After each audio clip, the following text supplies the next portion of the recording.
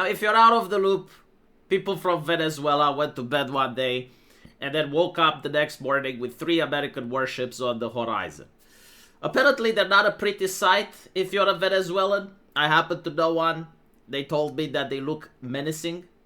Their communist leader said that this is the empire going crazy. And so tensions are high. And you gotta wonder, what is the reason for this? What triggered it? Well, apparently, according to the United States, they believe that the Venezuelan head of state is running a narco-Marxist republic. In other words, the drugs that are coming from Venezuela into the United States, they don't come because the government is looking the other way or because the government is incapable of stopping it. They come because the government is organizing it. They're considering the president of Venezuela to be the head of the cartel, and there's even a bounty on his head or on any person that brings information of his whereabouts that can lead to an arrest. I think like this is the only situation where like there's a bounty on a head of state by the US. I may be wrong, but still it's interesting, right? And so the Americans, like, they want the drugs to stop coming. Basically, from my understanding, there's over 100,000 Americans that die every year from drugs, and they consider this to be problematic, to use the language of the left. Now, what happened yesterday is that a ship that allegedly was carrying drugs was airstriked by the United States in international waters. And now people are wondering whether this is legal or not. Should you airstrike people carrying drugs if they're international water, or should you send the military after them? These are the questions. However, I'm not going to talk about the morality or the legality of it. I want to talk about something that I find very interesting. A change of tone, if you noticed it. A couple of years ago, it wasn't about Venezuela, it was about Syria. Like, everyone had to care about the Syria. There were the white helmets and the children and the gas. Do you guys remember that? I remember it. It was almost like yesterday. And back then, there was no question of legality. There was no idea, it's like, oh, America is too powerful and Syria is so weak. And no, it was like, you need to go in. You need to go in, da-da-da-da-da-da-da-da, Black Lives Matter, da-da-da-da-da-da-da, deploy the homosexual brigade, bombs, diversity is our strength, right? Like that was the call of the Democrats. I was like, look, Bashar al-Assad is winning in his civil war, and now, as he is drunk with power and victory, he is gassing civilians. We need to go in, Black Lives Matter. All of a sudden, now, it's a different tune. Now it's like, but is it really our fight? Must we go in? Which, you know, is something reasonable that right-wingers would say that voted for Trump. But to hear the Democrats, very interesting. Another thing that they're doing is like, they're trying like various angles to try and create a scandal, and it's just not working. I mean, it's working with the Democrats, but like, you don't really have to create a scandal against Trump with them. Like, they're already on board, right? Like, they're trying to get the right-wingers outraged, or at least to get centrists outraged, in order to put pressure on Trump to stop this.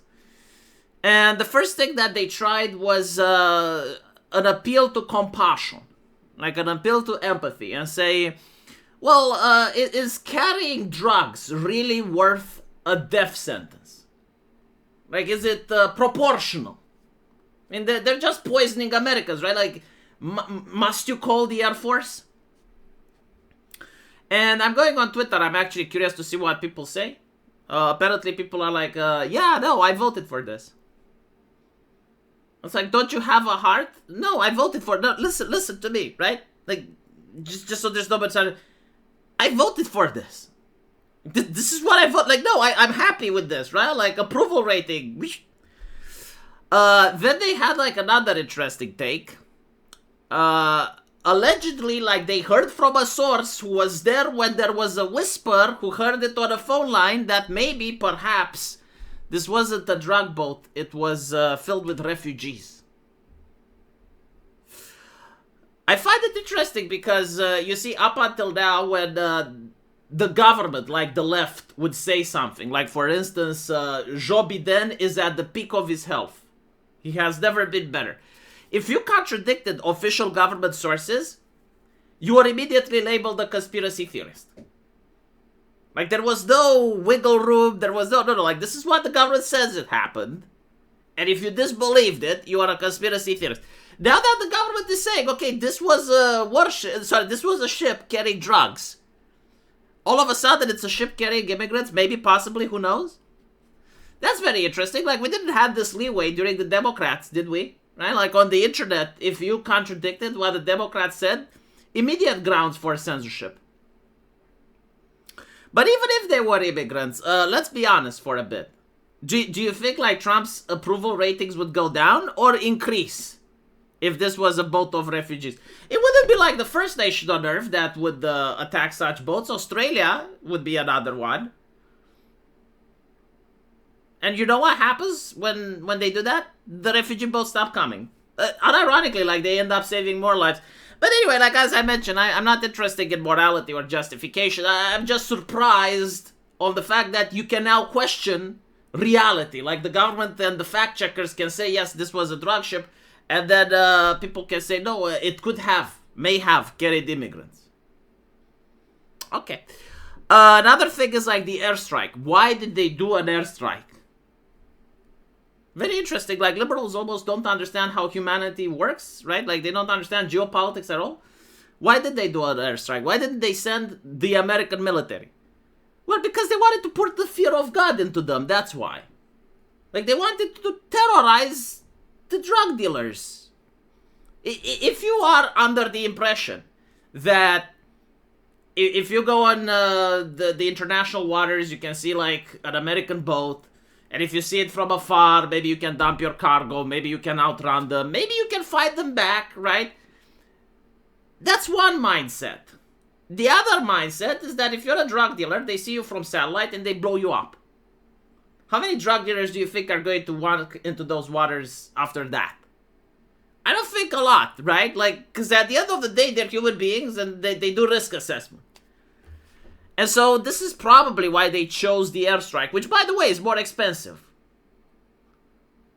Is to show that like, no, this is unacceptable and nobody is safe.